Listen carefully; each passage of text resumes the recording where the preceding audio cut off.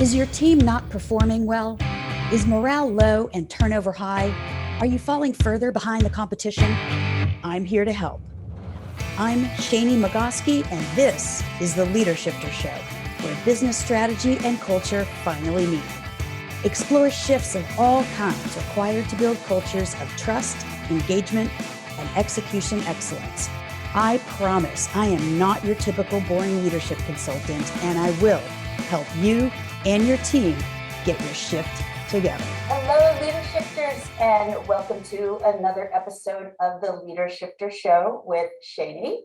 I am excited to introduce you to today's guest, David Mead, who is joining me today from Salt Lake City, and I couldn't be more jealous because they just got a huge dump of powder on the mountains and they're still open. And I got not one, but two eye rolls from you during that introduction. That was great. Right. And not that any of you are going to play your mini violins for me or anything. It's while I sit here in sunny South Florida where it's 82 degrees and sunny.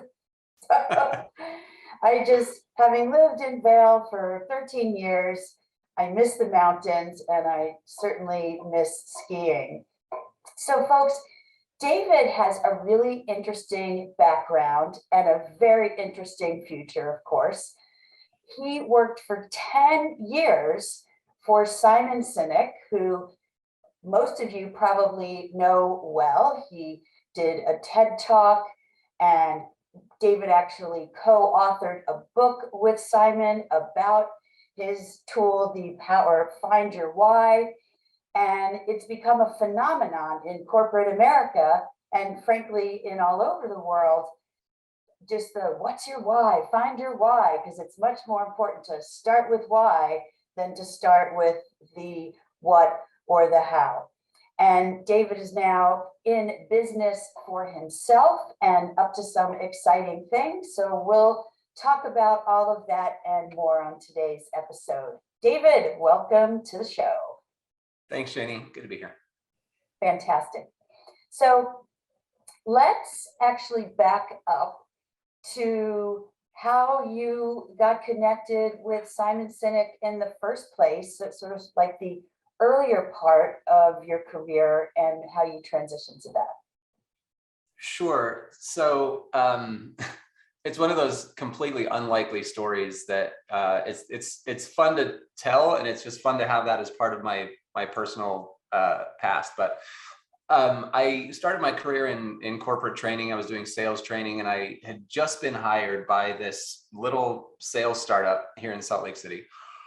And I'd been on the job for like a week, and they were having this evening event.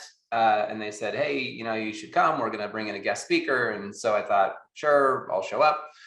And some dude named Simon Sinek showed up to speak to us. This was 2009, so nobody knew who he was. There was no TED Talk, no book yet. The first TED Talk and the first book came out later that year, but he was still unknown at that point. And so he's sitting there talking, sharing his just sort of that initial core of an idea that he had, the start with why idea, to 15, 20 people in this tiny little company. And I basically stole his idea and I wrote it down into the training manual that I was writing as the director of training for this company. And he came back to visit us 2 or 3 times. He was doing some work with our CEO and that kind of thing. And so next time he came into town, I gave him a copy of the manual that I had written, just to show him what he had inspired. I didn't expect him to read it, and he didn't. But the gal that was working with him at the time, she did read it. And she called me 2 or 3 months later and she said, we were both just really surprised that you could hear him speak one time and turn it into something. We're putting together an online course to help individuals discover their why. We'd love to have you come and help because you seem to have a knack for taking his ideas and turning it into something tangible. Right. So I was like, sure. So they were on East Coast time. So I would wake up and work with them a couple of hours in the morning before I would go to my full-time job. And for about 2 years, I would take all of this cool stuff I was learning with them in the mornings and try to incorporate it into this, company where I was working full time. Turns out that company where I was working didn't really get it. They didn't want to pay me anymore for what they didn't really want. And so they let me go. So I called Simon and I said, hey, I got some spare time. You got anything else for me to do? So at that point, that was 2011. And so that's at that point that I started working with Simon full time. And then started speaking on his behalf and spent the rest of my time there traveling around the planet, giving talks and workshops on, his concepts and ideas that he was writing and talking about. Fantastic. And, thank you for being transparent about getting let go and having to search for a new job. Because one of the things that shift in leadership means is sometimes we're shifting roles, and it doesn't have to be proactively. It can be, unexpectedly, if you will. And along with that shift goes a mindset shift of being like, okay, that happened. Not going to dwell on it. Going to take all the great things I know and bring it to the next lucky organization. And I think not enough people are honest about those sorts of things happening along their career path. So kudos to you. Thanks. I mean, I think to your point also, and this is, I'm going off on a little bit of a tangent here, but it sparked my thinking when you said that. I've done a lot of work recently, and I'm still working on it, of detaching my value from my job or from my status in my job or whatever it is, right? Mm-hmm. I think a lot of us have a hard time talking about being fired or being laid off or these shifts or these transitions or this change that we're going through. When we have our identity tied to that, it means if we get let go as a person, that means our identity is also dragged down with that, right? And I think that's one of the biggest things that I've learned and am still learning, is that my value is not tied, or my identity is not tied to where I work or who I work for or how long I've been there or how much money I made there or any of that stuff, right? And it's so hard sometimes to make that separation. But as soon as we do, we can realize that, you know what, just like you said, I can take that greatness, that value that I have, the experience, all the stuff I've learned, I'm not going to dwell on that. Like, that's gone. I'm still me. I'm still that awesome person that can now take all that to a new context, to a new environment, to a new team, to a new career, whatever it is. Thank you for that, that diversion or whatever you called it, because that is so important. And, as human beings, we're wired to see things as threatening.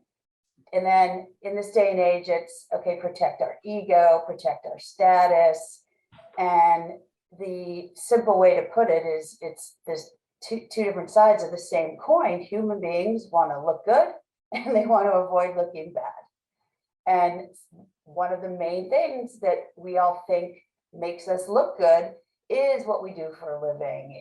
Is it prestigious? Is it lucrative? Is it high powered enough? And all those things. And at the end of the day, it really doesn't fucking matter, because that's not what goes on our headstones, right? It's not, David Mead spent 10 years traveling, touting the power of why from, by Simon Sinek, and then he was a consultant, and that, like, that's not what our gravestones are. It's beloved son, brother, parent, friend, right?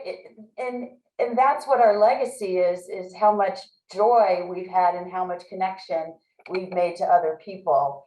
So I thank you for bringing that up.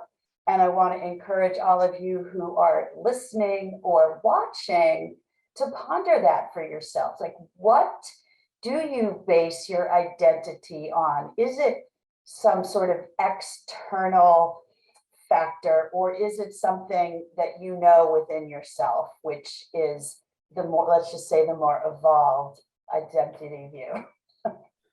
Yeah, it's so funny that you mentioned the headstone thing, because that's the place where I always take people is, what do you want people to say at your funeral?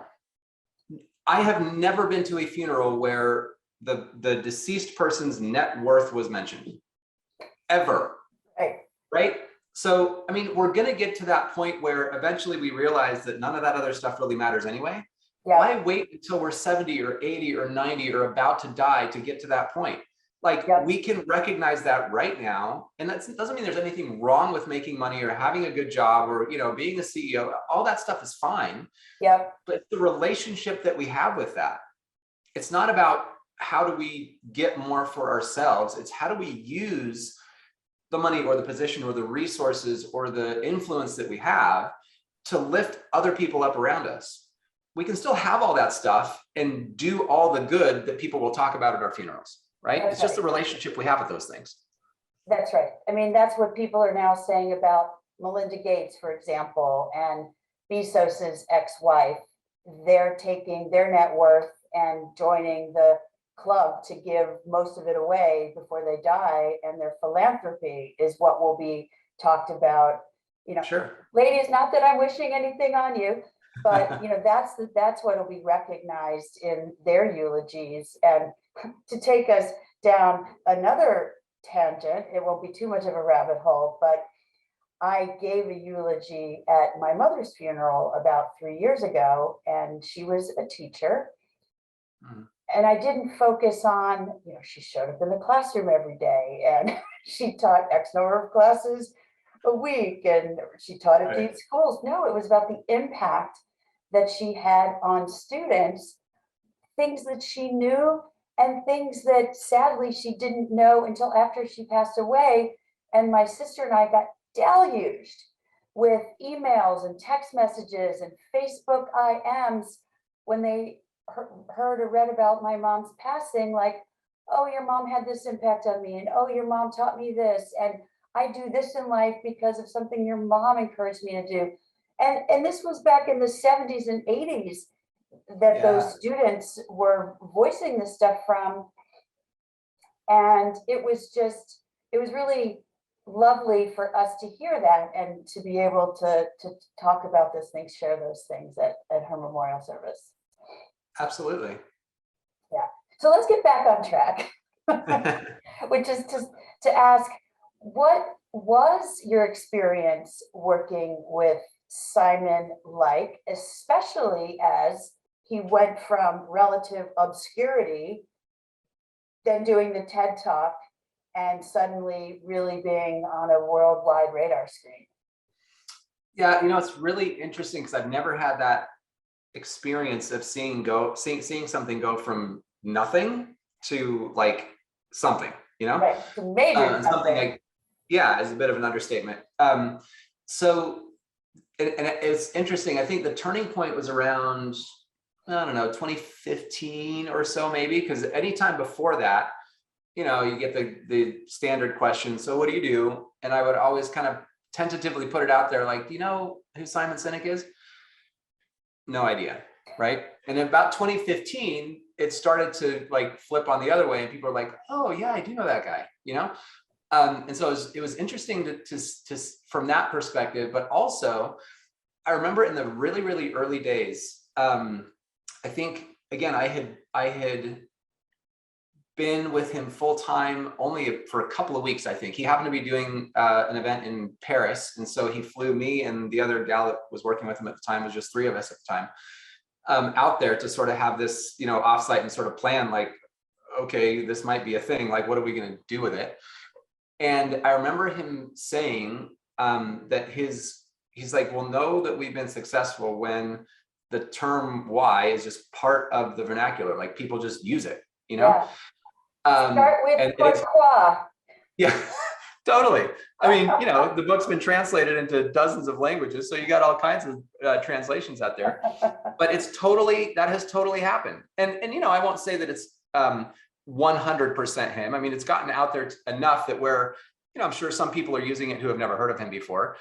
But for the most part, I mean, this whole idea of what's your why, find your why, what's your purpose, like that is now so widespread. Mm-hmm. And so just being able to see that sort of become part of the way people think has been really interesting. Another part of that experience that was really interesting to me is when we first started, getting some traction, it was with industries that you might expect, right? Healthcare, hospitality, these industries that are very sort of people focused. Sure. But the transition that I started to see in the later years was, attorneys, engineers, the tech world, like all of these industries that you think that doesn't sound like they would be into that kind of stuff.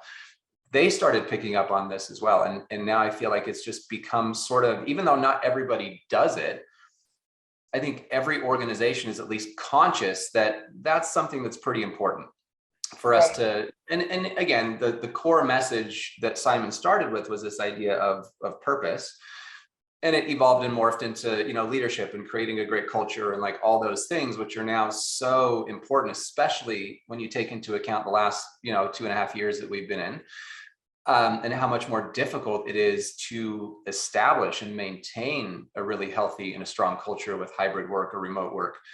But all those things I think are so much more top of mind now than they used to be 5, 10, 20 years ago, Right.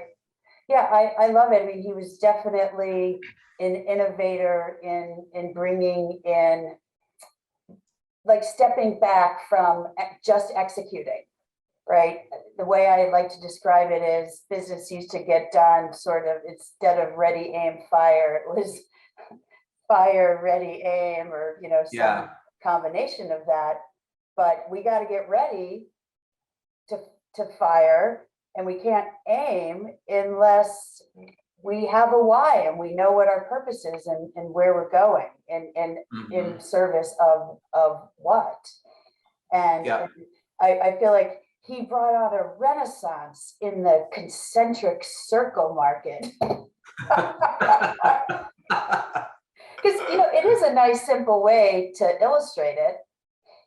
Yeah, and I think that's one of the gifts that he has, is the ability to take a concept that like when I heard him speak for the first time, it's like I knew that already, but the way he has a knack for being able to explain things in a simple way that sort of reconnects you with, oh, I knew that already, I just hadn't heard it in that way before. Right. And because I've heard it in this new way, all of a sudden it gets me thinking differently than I've thought before, Yep. So true. I mean, a lot of the best practices and thought leadership on leadership everywhere are grounded in a lot of the same research, the same desired outcomes, and each person approaches it a little bit differently, and it'll resonate for one person and maybe not another, which is why there's so many of us, because we might be someone's taste or not someone's taste, and it's all good because we all have a shared mission of creating better cultures in organizations for the sake of people enjoying what they do and where they do it for 8 to 12 hours a day, and feeling motivated, feeling passionate, and that translates to every aspect of life. And of course, then abundance follows for everybody in most cases. So speaking of how everybody brings their own nuance, let's fast forward through your career path to the point at which you decided to start your own consultancy. So what was that like for you, and how did you get started? So I stepped away in December of 2019. So do the math on that one. Super good timing. But I have a friend who also used to work on Simon's team. She had a saying that I draw on often. She says, "Good luck, bad luck, who knows?" Right? So, right? I mean, you don't know. Maybe that was great timing. Maybe it wasn't. But that's when I chose to make the leap. So, obviously, the pandemic has been disruptive to my industry. Anybody who was, used to speaking to groups in person, traveling on a plane to get to corporate events and that kind of stuff. So yeah, I mean, like most people, I've had to make a real shift and pivot in how I interact with clients. And it's been tough, if I'm honest. And Sure. I'm not out of the woods yet, but the things that I have learned over the last couple of years are I would not trade for anything. One of the things that just a couple of those learnings that I'll mention, I got so lazy, Shani, because for years I just had stuff dropping in my lap, right? It was gig after gig after gig after gig, get on a plane, go to this place, go to that place. And, it was just, okay. So one of the things I realized I didn't do is, even though I had great relationships with the clients that I worked with, I didn't really maintain them because there were so many of them and there was so much going on that I couldn't possibly keep track of everybody. Sure. And I realized when I was on my own, I was like, I have nobody to draw on. Like, I have no relation. I mean, I had a handful of relationships with clients that had me back, multiple times. Yeah. But other than that, I was like, I did a really, really poor job of genuinely building a relationship that went beyond the event. So that's one of the things that I've really been focusing on the last 6 to 8 months, is just building really close relationships with people with no expectation of anything in return. But this sort of mantra that I have that I use my entire time with Simon, and it still drives me whenever I give a presentation or get on a podcast or have a conversation, is show up to give. So and that's nice. So hard when things are going really, really well. That's easy, right? Because the money's coming in and you have more work than you can handle, and it's easy to show up to give. What I found, another lesson that I learned over these last couple of years, is that when things are really hard and when you're grasping at any possible thing that might be a lead or might bring you in some income or might bring you a client, in those cases, to remember to show up to give, oh my gosh, that is a real intentional practice. Right. Because you need something from that person, but you don't want to feel needy or feel like I want something from you. Right. So that's another huge lesson that I've learned, and just to trust the process and recognize that those relationships take time. And you know what? Some of them are going to produce some things, and some of them aren't. Some of them are going to be immediate. Some of them are going to be 8 years down the road, and it doesn't matter. Like, focus on what's happening right now. Don't worry about what you're going to get out of it. Yeah. But what can you give? What value can you bring to that person? How can you help them? Right. That has been something that I've had to practice and intentionally practice when everything in my nature tells me to do it the other way. Yes. And it relates back to what we were talking about earlier in terms of our identity is others' perceptions of our status, our power, our wealth. Same thing when we show up to a meeting or to make a presentation or lead a workshop. It's like, oh, I have to look good. I want them to think I did a good job. And that's obviously a very me-focused energy to bring into the room, as opposed to I want the audience to, or my intention is to have an impact on this group of people such that they benefit in the following ways. It's a mindset shift, and I agree with you. I have to remind myself of that too, because it's like, you want those good evaluations and those net promoter scores at the end of your thing. Yeah. So yeah, thank you for that reminder, and I love the show up to give. I'm gonna weave that into my list of mantras. Okay, so one of the things that we talked about before the call was a tool that I love, because I also appreciate simplicity and just easy applicability, or so that it's not just so theoretical, is your 3 H's. So if you could walk us through what they are with a brief explanation. Sure. So I'll mention them, and then I'm going to kind of give you the backstory of how I got there. Great. So the 3 H's are honesty, humility, and humanity. And that's sort of when I first got out on my own, and I had, all of a sudden all kinds of spare time to think about, well, what do I want to talk about? I really wanted to focus in on how do we what's the best way to say it? I'm trying to put myself back into the mindset of when I first stepped out on my own, and I thought to myself, what do I want to say? And I thought, I want to make sure, because I have experienced both extremes of leadership, right? I've never been a CEO. I've never been on in a position of leading hundreds of people. I've led small teams throughout my career, but it feels inauthentic for me to approach leadership as though I've done it like other people have done it, right? So I thought to myself, well, I might not have but I might not have been in a leadership position of a lot of the people that I'm speaking to, but I've been on the receiving end of a lot of leadership, right? I've been on the really, really cool end of leadership, and I've been on the I need to get out of here now end of leadership, and everything in between. Right, the good, the bad, the really ugly. Yeah. And so I thought about that, and also thinking about the great leaders or the not so great leaders that I had observed as I traveled around and worked with all these companies all over the planet for several years, and the cultures that worked and the cultures that didn't. And I kind of threw all that stuff into my head, and I thought, how do I help people to experience the really great cultures and really great leadership and avoid the awful leadership that I've seen and experienced myself? Like, what do they need in order to be able to get on this end of the spectrum, right? Yeah, and it sounds like you wanted to synthesize that good leadership stuff into a simple framework.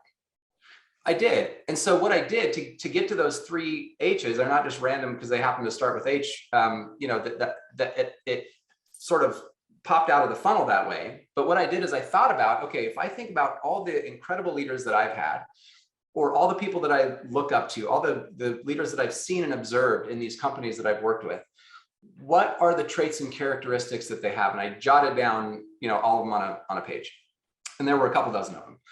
And I thought, that's impossible to remember. I'm never going to, be able to keep track of all those things. So right. It's like trying to memorize the periodic table.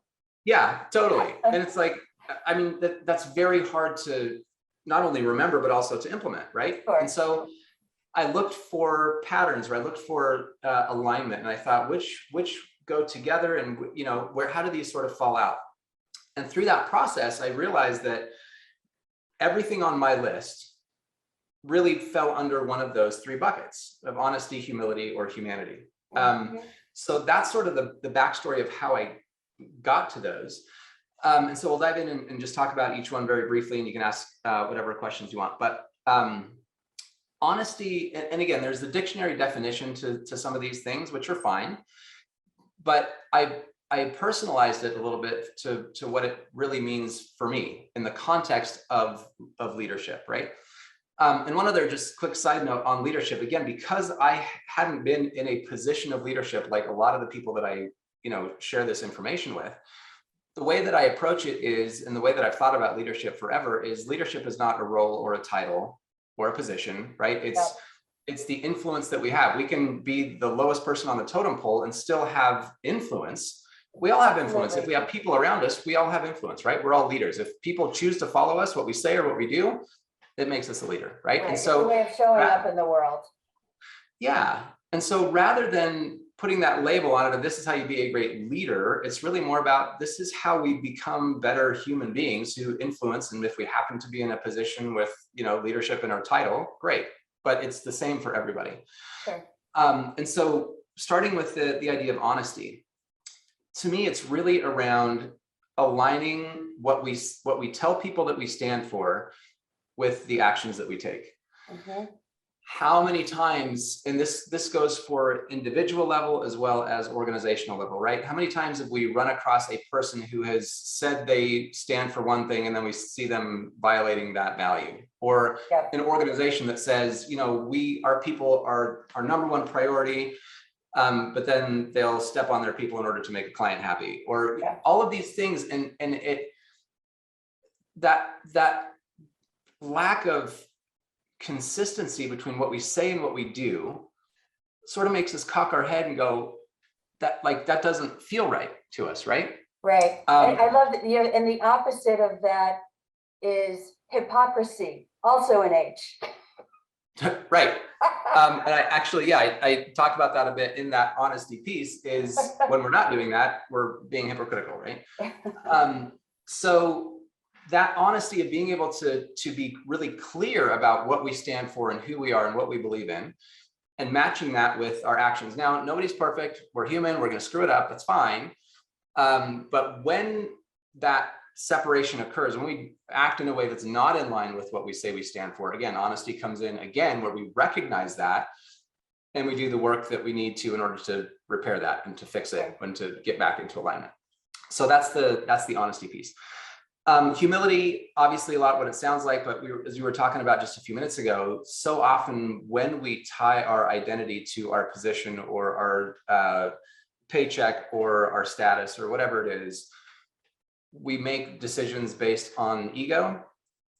We make decisions that make us look better. We're protective of our own ideas, of our own stuff, of us. Mm-hmm. And so the way I look at humility is, it's not dropping our ego, because we're always going to have one.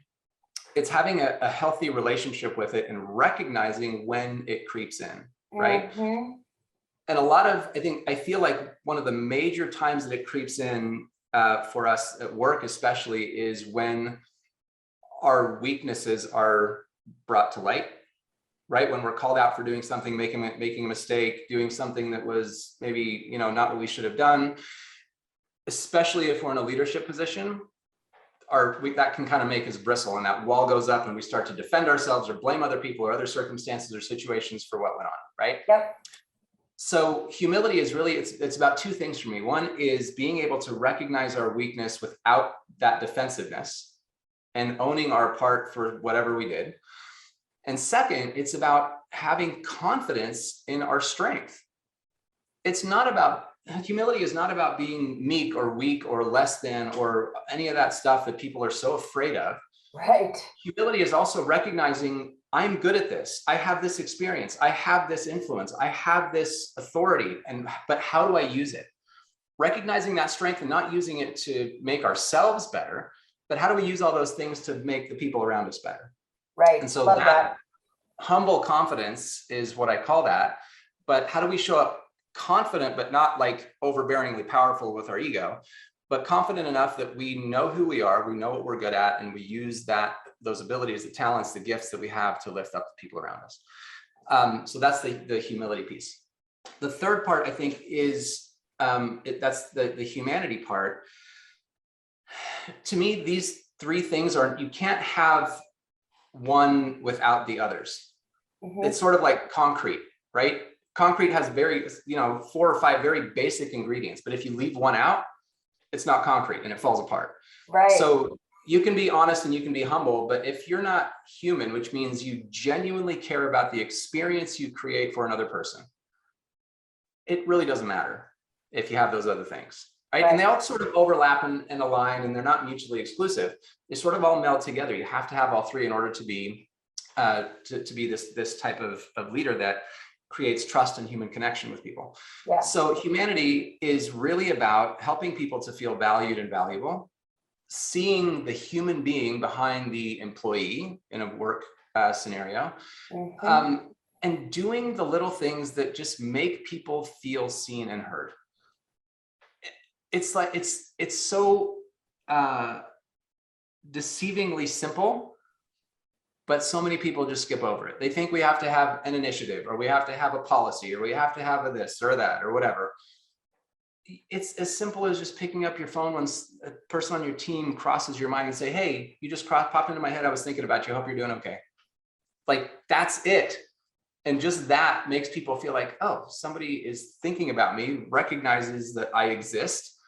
I hope I remember the numbers right, but Gallup did a study about engagement. I mean, engagement is a big thing that people talk about all the time, right? Sure. And they found there were 3 parts of the study that they found. One was that when our boss completely ignores us, I think that, don't quote me on the numbers, but they're within a couple of percentages.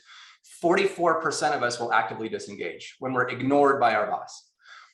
When we are criticized by our boss, when they call us out for doing something wrong, 22% of us disengage. It's like 100% better.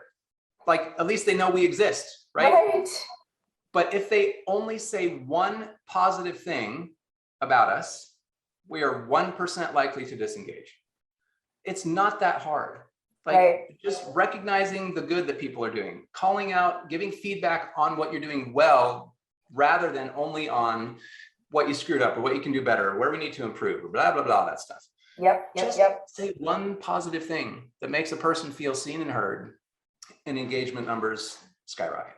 Yep. I love that. And it contributes to psychological safety, which has been Totally. a buzzword for the past 4 or 5 years, but it really is, psychological safety, much like your 3 H's, doesn't live in a vacuum. It's an amalgamation of a lot of those things that you've just articulated that then drive results, because people feel safe to innovate and ideate and have a difference of opinion without fear of repercussions, and bringing their full selves, and all of those things that really drive high performance on a team more than any other factor out there. So, we talked about Simon's concentric circles earlier. It sounds like your 3 H's are more of a Venn diagram. Yes. Yeah, exactly right. And in the middle is where trust and human connection happens, right? And here's the thing. I mean, I talk about this stuff, and I've been talking about this stuff for so many years, and there are two sort of, well, there are more than 2 schools of thought, but 2 things come up a lot. One is, I mean, this is not thought leadership. I already know this stuff, right?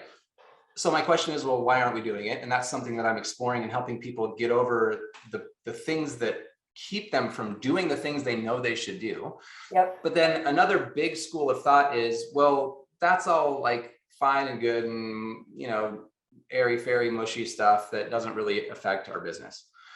So I make a very clear tie-in to, again, going back to the Venn diagram, that trust and connection that is a result when we show up consistently, honest, humble, and human. Think about every successful company that you know of. What do they care about? Performance, retention, revenue, innovation, employee well-being, hopefully, right? But all these things, they're doing everything they can to increase those numbers. What they don't realize is they so often are self-sabotaging those exact same things by the cultures that they promote and maintain, where there is no trust, there is no human connection, because we're doing things that are different than what we're saying. Mm-hmm. We're letting our egos lead us. We're treating people like a number instead of like a human being. All of those things make us turn inward. We start to, protect ourselves, our ideas. We don't share anything that might not work because we don't want to get in trouble. We're always watching our backs because nobody else is. And how likely are you to perform well, collaborate with other people, innovate, or have well-being at work if that's the state you're showing up in? Oh, for sure. So there's absolutely a connection with all of those metrics and those numbers and those things that organizations are trying to increase, and the level of trust and connection that they have on their teams. Absolutely. Love all that and couldn't agree more. One of the next thing I want to ask before we sort of wrap up is, how do we bring it from the 3 H's to let's share just a couple of behaviors that people can start to do to move the needle on honesty, humility, and humanity? Sure. So I'll give you, and this is not a prescription, but these are a couple of ideas just to get your ideas rolling, because it's going to look different for everyone. Everyone has a different context and situation, right? So for honesty, there's a prerequisite to this idea of living in line with what we say we stand for, right? Which is, we have to know what we stand for. So the prerequisite for being able to show up in an honest way is to be really clear on our own values, on what we believe, what we stand for, the world we want to see, what we're working toward. Once we have that, we need to write it down, review it often. Don't just do the work and then put it away. But with values specifically, these are the actions that we take in order to make sure that we live into what we believe in, right? And so those values have to be verbs. They have to be actionable. They have to be things that we can do.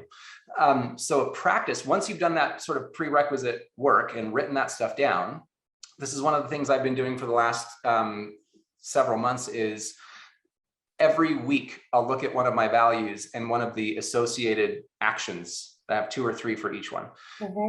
And every time I walk through a doorway for that week, I will say in my mind the action that is tied to that value.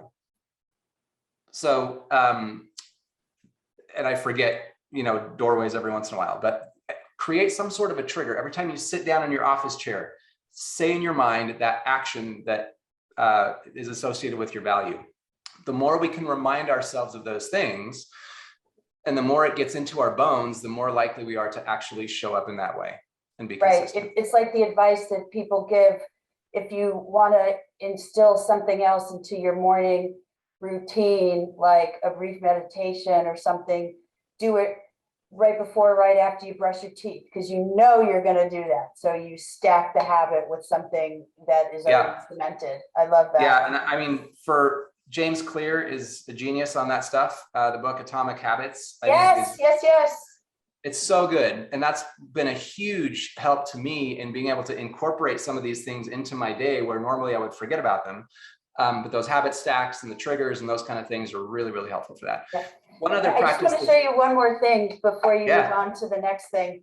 Yeah. I keep this index card of my values on my desk, and I have one in my bathroom because, once again, I am always in my bathroom in the morning and sometimes in the evening, blow drying my hair, washing my face, and I always like to be reminded of them and then just sort of reflect on them, because if I'm in the bathroom, the reason I keep them there, in addition to my office, is when I'm in the bathroom, I'm not answering emails and distracted by all the other things, and I can give it a little more thought.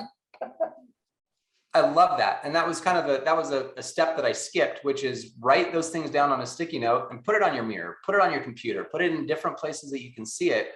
Because if we're not seeing it all the time, it's not gonna sink in. One more practice with honesty that I think is really helpful is a bit of a retrospective exercise, but like at the end of each day, I use a journaling app. You can do it however you want to do it, but and even the questions that you ask, I'm not going to prescribe, but you might jot down your values. How did I do with this value today? Thumbs up, thumbs down. For each one, just at the end of the day, to review, how did I do? Where did I screw up? What can I do better tomorrow? The more we can be conscious and intentional about living what we say we stand for, the better off we're going to be. And it's a daily pursuit. We're never going to be done, but we can always do better the next day. So those are a couple of practices for honesty. Great. Humility. Wow, there's so many, but I think a couple that are, again, very, very simple, especially if you're in a leadership position or a position of influence where people naturally look to you for an answer. Be the last one to speak or give your opinion in a group.